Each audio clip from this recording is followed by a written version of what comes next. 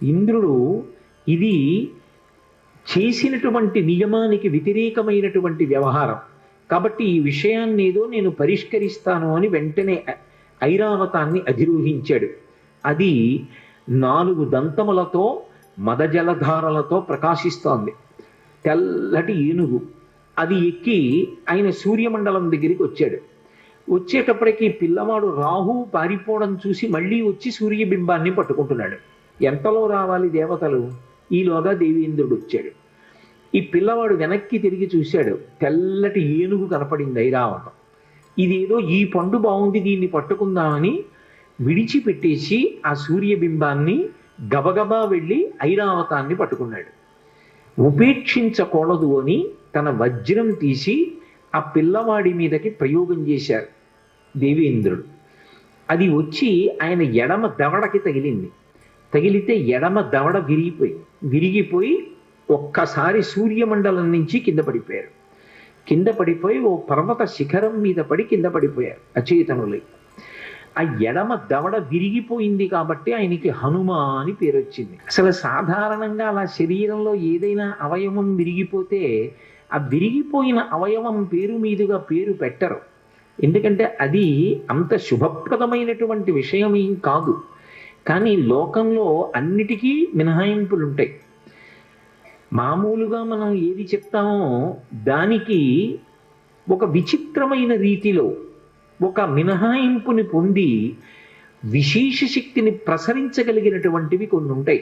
ఉదాహరణకి ఒక విగ్రహం భిన్నమైందనుకోండి, ఆ భిన్నమైనటువంటి విగ్రహాన్ని ఇంకా పూజించరు. ఆ విగ్రహాన్ని తీసేసి నీటిలో కలిపేస్తారు.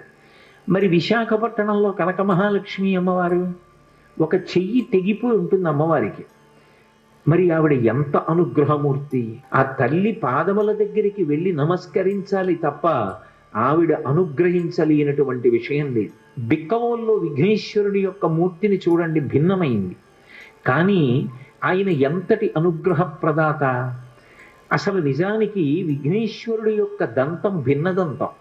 ఆయన ఎంతటి అనుగ్రహ ప్రదాత! సామాన్య సిద్ధాంతాలకి మినహాయింపులు. అలాగే హనుమ పేరు కూడా వచ్చింది. కాదు, ఇందులో ఒక గొప్ప తత్వం, ఒకటి రహస్యం దాగి ఉంది.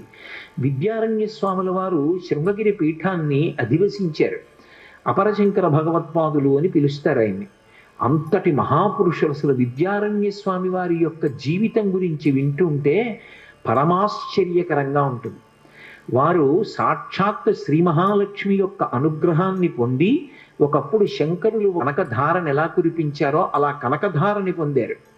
పొంది తాను సన్యసించి ఆ బంగారాన్ని తాను వినియోగించుకోకూడదు కాబట్టి సనాతన ధర్మ పరిరక్షణ కొరకు విజయనగర సామ్రాజ్య స్థాపన చేశారు. అందుకే ఇప్పటికీ శృంగగిరి పీఠాధిపతుల యొక్క బిరుదావళి పలికితే విజయనగర సామ్రాజ్య ప్రతిష్టాపనాచార్య అని పిలుస్తూ ఉంటారు.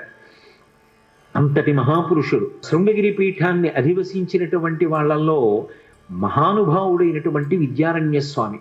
అటువంటి విద్యారణ్య స్వామి వారు వేదానికంతటికీ భాష్యాన్ని ఇచ్చారు. రామదూత హనుమాన్ శ్రీరామదూత హనుమాన్